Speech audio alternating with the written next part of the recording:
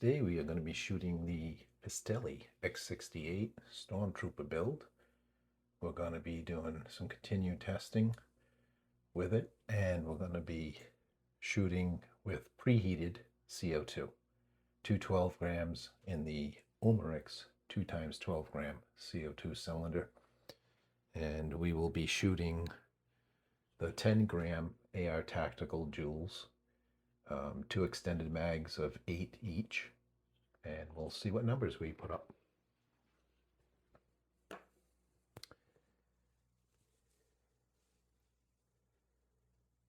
And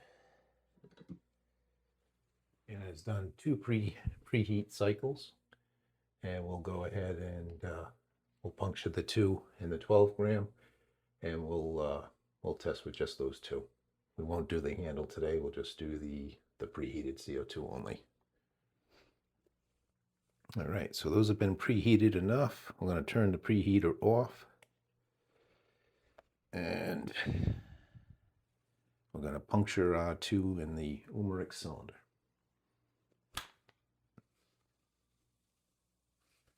All right, I think we got a good puncture. We'll turn on the PSI, digital PSI gauge here. Okay, looks like a good preheated puncture, sitting at 1140.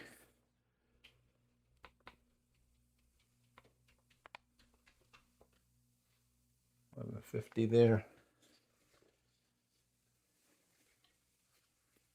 And let's see. I'll turn that on and check it for leaks.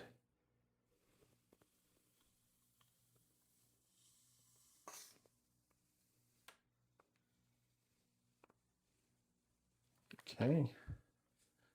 Drop down to 940. After turning on the MCS 90 gram on and off. Stabilizing. 944 PSI.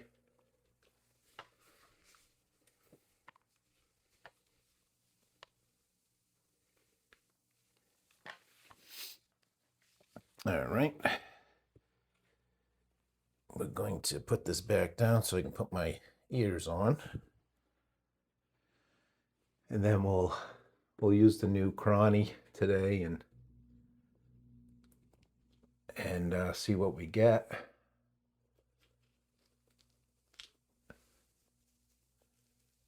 For feet per second.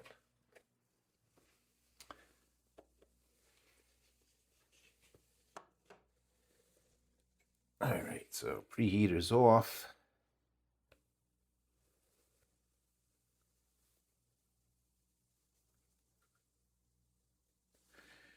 (956 PSI). All right, we'll do the AR Tactical 10 gram Joules. We'll load up 8 of those. Didn't hear any leaks. Magazine feels like it's locked in, so with any luck, we'll be good to go. We'll turn on the laser.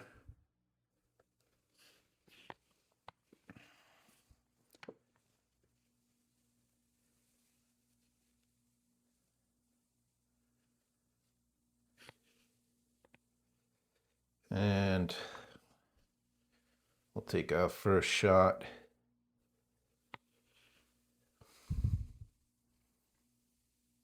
All right, mag 1, shot 1.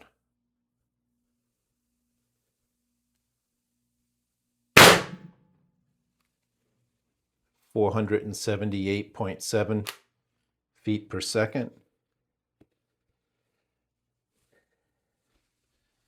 And that mag did drop, so with this crazy preheated CO2, it looks like I'm still developing more pressure than even that the removal of that bolt tip O-ring is helping. So I had my hand under there, but I did see the mag come down about, I don't know, about a half an inch.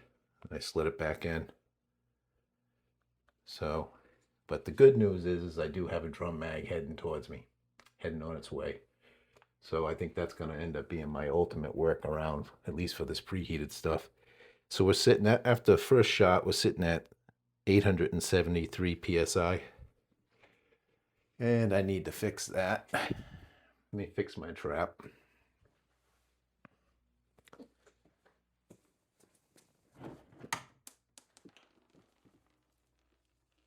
Oh.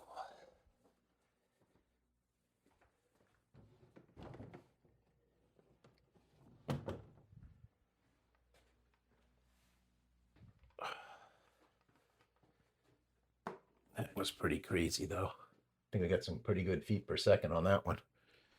All right, so we're sitting at 873. 873. Preheated CO2. All right, I don't know if the mag's going to try to release again, so I'm going to keep my hand under it. All right. Goes shot number 2. 440.2 feet per second on the chrono. The mag held fine there. And we're at 733. So our pressure's dropping off quite a bit. And this is just with the two 12 grams and the preheated 12 grams. I did not puncture the one I have in the handle. It's unpunctured. I'll keep that as reserve. That was shot 2. Let's go with shot 3.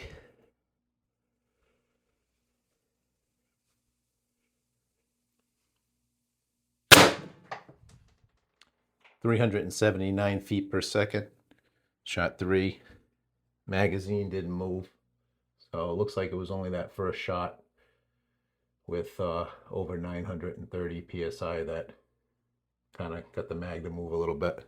And again, this is with the 10-gram heavy ammo, the heaviest stuff I got. All right, so I feel pretty confident shot 4 should be fine, but I'll just keep an eye on that magazine. Here we go, shot 4.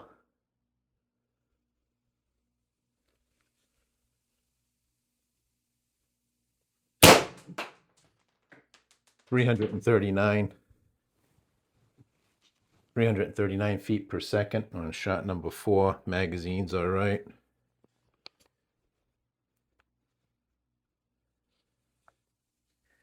$512 PSI left. This thing's eating up a lot of PSI. I think we used a lot of power in that first shot. All right, so what is this, shot 5? Shot 5. 302.4 feet per second. Seems like we're getting pretty weak here. Maybe I should puncture that bottom one. And let's see here. Shot number 6. 270.3 feet per second. I'm going to puncture the bottom one. To do that, I'm going to need to drop this mag though. Yeah, I only got 400 PSI left. And I'd like to get through this mag. All right.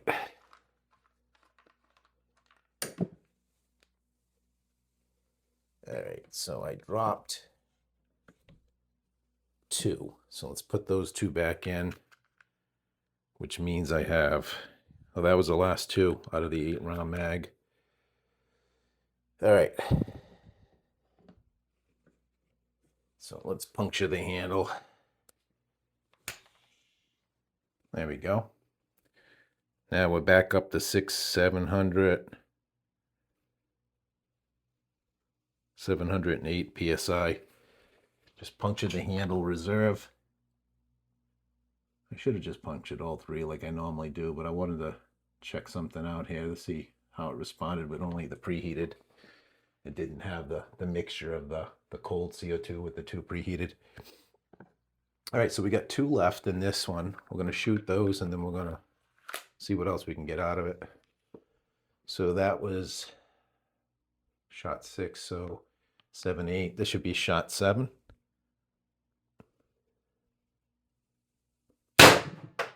381.7 feet per second.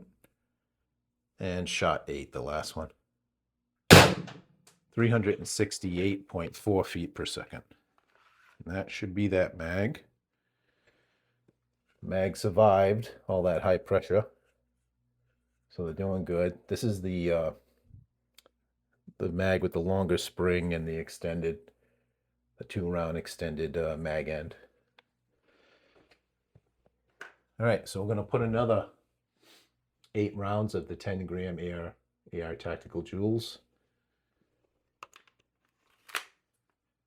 Oh, and this mag, yeah, it wanted to come out. I think it's in there now. We'll keep an eye on that. So mag 2, shot 1.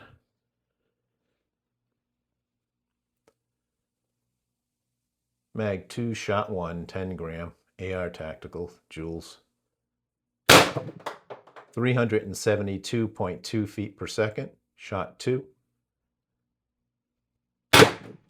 344 feet per second, shot 3. 320.7, shot 4. 303.1, shot 5. 283.5. Yeah, so my power's dipping off a lot now. 248, shot 6. 231. 175, and we're probably done. Oh, we're out of ammo anyways. All right, so the mags are holding up good anyways in that test, but I'm not getting the numbers that I usually get. Of course, I did mix it up and change a little, did something different here today. I only punctured the Umarix at first, the preheated CO2. So that no doubt played into my shot count, because I wasn't starting off with 36 grams took combined CO2. But like I said, I wanted to did that intentionally because I wanted to see what was going to happen shooting only the hot CO2 or the warm CO2, 104 degree Fahrenheit or 40 degrees Celsius CO2. So we did build excellent power. Excellent PSI from preheating. Not having the benefit of that full 36 grams definitely caused my shot count to drop. Also, several videos ago now with the Stormtrooper build, I had deleted the car stock's internal expansion chamber. Reason why I deleted it was to kind of rule out how it could have been playing into the mag drop issue. It essentially didn't affect it either way, but I did notice that it did affect a lot of my power and my consistencies across an 8-round spread. So I'm probably going to be reintroducing that expansion chamber back here, swapping this out. I'll use this on another gun or something, and reinstall that car stock, I think, because I definitely want to get my I want to get that expansion chamber back and get my power back as well. So we'll run the numbers and they'll be in the video by the time you see it. But that is the Pistelle X-68 Stormtrooper build. Yeah. All right, let's degas.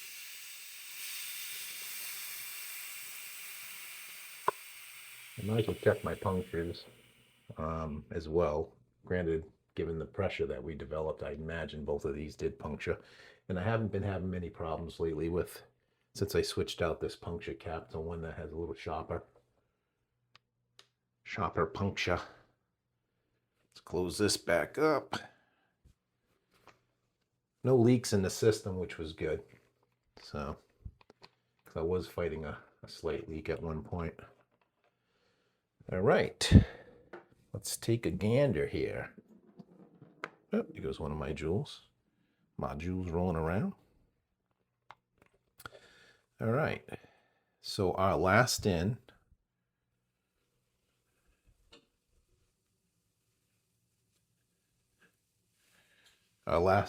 First out, Very nice puncture. Good there.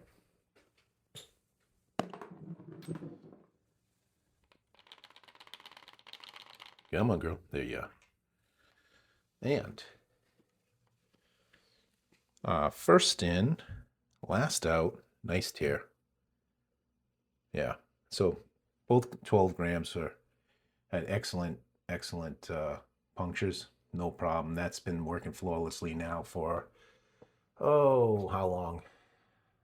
Probably a couple weeks now. Good last 3 or 4 videos, I gotta say, since I switched that puncture cap out, it's been working better. So that is good. And yeah, so that's today's testing with the X-68 Stormtrooper build. And I guess at the end of the day, it's a little bittersweet. It's nice to be able to fire on preheated CO2 again. But that first shot, it's still developing a lot of hot pressure, hot air. It's marginally better than it was before I deleted the O-ring on the bolt tip. It's certainly better. They were blowing right out of the mag. I mean, excuse me, the mags were blowing right out of the gun, and they're not doing that now. So it's definitely better. However, not 100%, because that first magazine on the first shot, the highest PSI shot, it didn't drop out of the gun, but I had my hand there just in case, but it did drop out of the handle probably about a half an inch or so. But again, I have a drum mag that is heading its way to me now, and with all, once I get that, then ultimately that should give me that extra layer of safety, or not safety, but prevention or workaround, because those aftermarket magazines, that the different design, the way it's got a different design, it allows more space in the drum mag for ball bounce, essentially, with the heavier ammunition, and should be a good workaround anyways. There's a few other guys that have used it as a workaround, so we'll run with that. We'll be testing when that comes in. Thanks for watching. Peace out.